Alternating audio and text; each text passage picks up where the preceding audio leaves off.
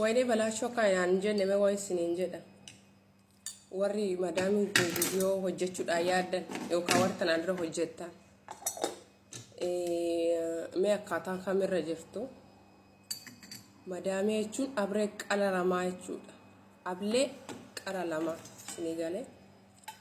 Inna wajjin taphadhee kofolee sirbee maal jedhee gudii hin jirre natti fidde.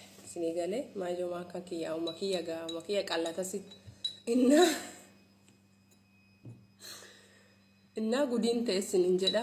Hin hojjetina warri amma fi gaarummaa sinaa ooltuun hojjetina madaamii wajjin ishii sinii galee viidiyoo hin hojjetina madaamii wajjin.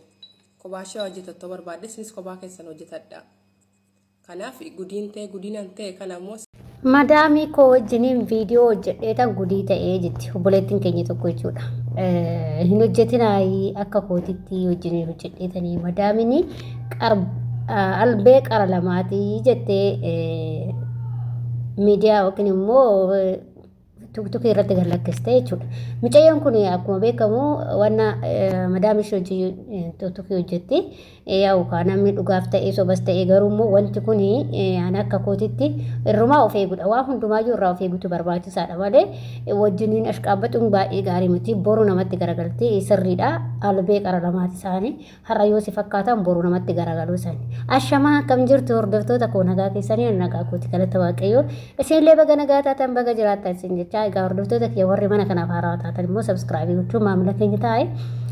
Akkasuma laayikii naa gochuu sheerii naa gochuun dagatinaa isiniin jedha. Egaa hordoftoota kiyya akkuma viidiyoo jalqaba obboleettiin keenya tokko madaamii wajjiniin viidiyoo hin hojjetinaayi jette. Madaamii wajjiniin viidiyoo hin hojjetinaayi. Madaamini albee qara lamaati. Osuma asiisi wajjiniin utaaltu booda sitti garagaltii jette.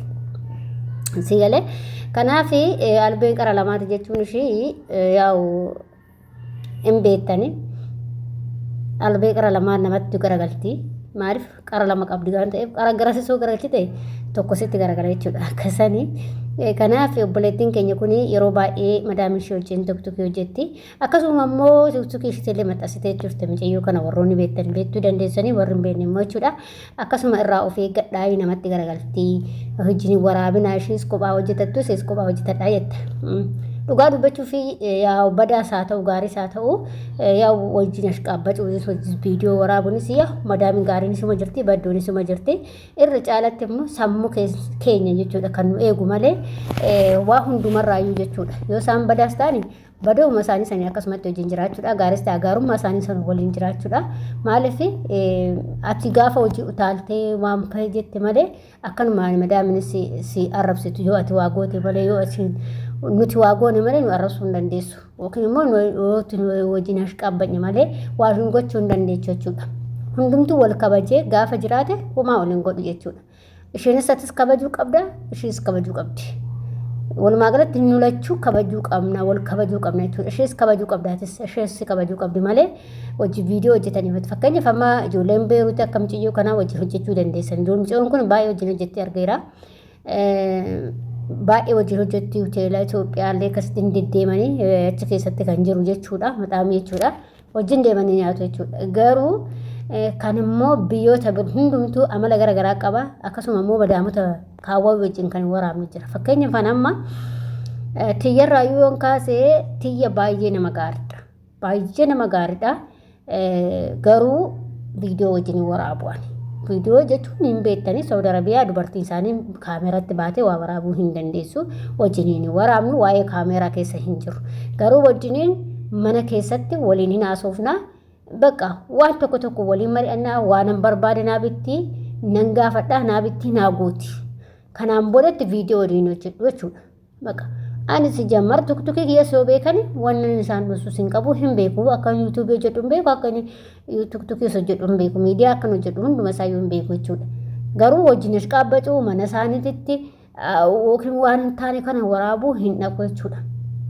Sinii galee kanaaf yoo ashqaabbachanii yoo ofii keessanii ofuma keessanii madaamii tuttan malee madaamiin akkanumaanis kan isin tuttee yookiin immoo waan gaarii tokko yoo miidiyaa irrattis dabarsite isin tuttu jechuu kooti. Sinii galee hundaa miti immoo madam takka siruma video mana shi keessatti waraabuu hin jaalattu jechuudha kan akkanaatis hin jira waan ta'eef kana ammoo irraa feeguu qabdan gaariinis hin jira badaanis hin jira walumaa galatti namni gaariinis hin jira namni badaanis hin jira hundumarraa of eeguu qabdanii jechuudha bakka haala mana sanii jiraattanii fi namoota sanii walii jiraattan wajjin relashinii qabaatanii agas hunda wanti isinitti qabaman jiru yoo relashinii waliin qabaachuu baattan immoo mana isaanii hin jaalatan isaan gaafa viidiyoolee keessatti hojjettu qaabeetuma keessattuu iyyuu gaafa hojjettu sin jaalatanii jechuudha siigalee kan isaa waliin hojjettu hafu jechuudha biyya kana keessatti dhuguma hin jaalatan daa'imallee akka viidiyoo irratti baatu hin jaalatanii jechuudha anammoo ofii kiyyanaa bakka waan daa'ima kana guddisee malee hin jaalatan isaan viidiyoo irratti daa'ima isaanii baasu akkasuma manni isaanii akka waraabamu barbaadanii jechuudha madaamni takka akkas anamma garuu manni keenya rakkoo hin qabu maaliif isaan waraabin malee bakka isaan waraabuanii jechuudha maaliif isaan dubartii keessattuu dubartii viidiyoo irratti hin baatu safuudha jechuudha akka isaanitti sinii galte kanaaf walumaa galatti manni keessan badaa taanan mana san keessatti viidiyoo hin waraabinaa kilaasii kee keessatti waraabadhu yoo tiktookis hojjechuu barbaadde yoommoo viidiyoos hojjechuu barbaadan kilaasuma keessatti hojjedhaa isiniin jedha hordoftoota kiyya isa kanaadha obboleettiin keenya kun immoo akka kiyyatti hin ta'inaa isiniin jechaa jirti yaa wajjiniin hojjetti dhugaas ta'ee sobas ta'ee garuu haan hin beeku dhugaa dubbii dubbachuu fi maaliif walirraa baranne dheetan mucayyoon kun hin hojjetina akka kiyyaa natti garagalte osoo wajjiniin hojjechaa jiru natti garagalte dhuguma immoo viidiyoo ishii baay'eedha madaamni ishee wajjin hojjechaa turte jechuudha madaamni ishee immoo beeruuti kanaaf ijoolleen beeru jirtan hojjetamaa hin beektanii fataa wajjin jechuu hin danda'ama jechuudha kanaaf yoo kan hojjetanis hin jira kan hojjennes hin jira jechuudha kanaaf hunduma caalaa immoo madaamii waaqayyoo madaamii gaarii seentaa qabu akkasuma immoo mana isaanii keessatti yoo kan ishees ni eeyyamtu ta'e malee viidiyoo hin hojjetinaa keessatti jechuudha ishees ni eeyyamne rakkoon qabu akkasuma isheen kan kaameraa sodaatanan akka kaameraa keessatti hin baane irraa eeggachaa keessattuu ijoollee Saawud Arabiyaa jirtanii ani biyyoota biraa hin beeku garuu Saawud Arabiyaa keessatti dubartiin kaameraatti mul'attu shawarra isaanii kaameraatti mul'attu jechuudha sinii galee dhiirrillee akkasuma daawwati garuu naa akkasii siniin jedha hordoftoota kiyya isa kanaadha wanta nani sinii dhaamu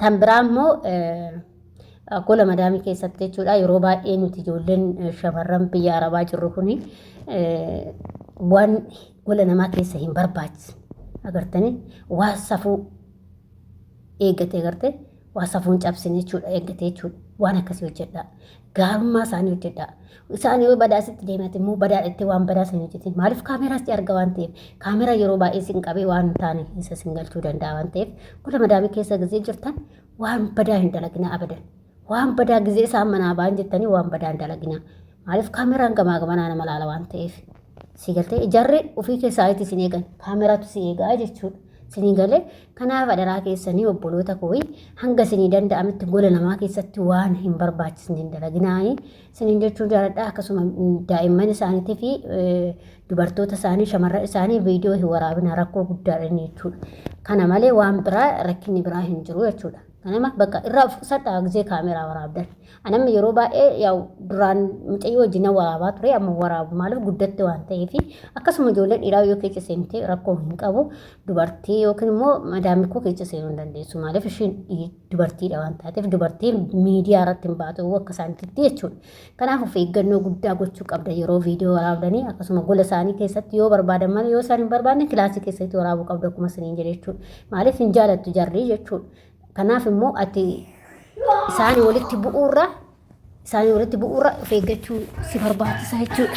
Naa akkasii isiniin jedha hordoftoota kiyya isa kanaadha dhaamsi kiyya obboleewwan koo akka kiyya kufiina arabaa keessa jirtan isiniin jedha akkasuma warri mana kanaaf haarawaa taata sabskraabii gochuudhaan maamila keenya taa'e abdii sana rabbashaa jira abdii laa innaa akkasuma immoo yoo yaada qeeqaa qabaattan gaafachuu dandeessanii warroonni gaafii na gaafatan immoo dhiifama isiniif hin deebisa yaa yeroo xiqqoo biiziin harkaa ta'ee sababa saniif isinii deebisuudhaaf isiniin jedha hordoftoota kiyyaa isiniin jaaladha isiniin kabajaa warri gaafii immoo barbaadan gaafadhaa rakkoo hin qabu isiniin jedha kanuma har'a viidiyoo isinii qabadhee dhufeessa kanaadha jabaadhaa humna keessanii obsaatii dalagadhaa waaqayyo hojii haa ta'u isiniin jaaladha isiniin kabajaa baay'ee hanga viidiyoo biraa walitti deebina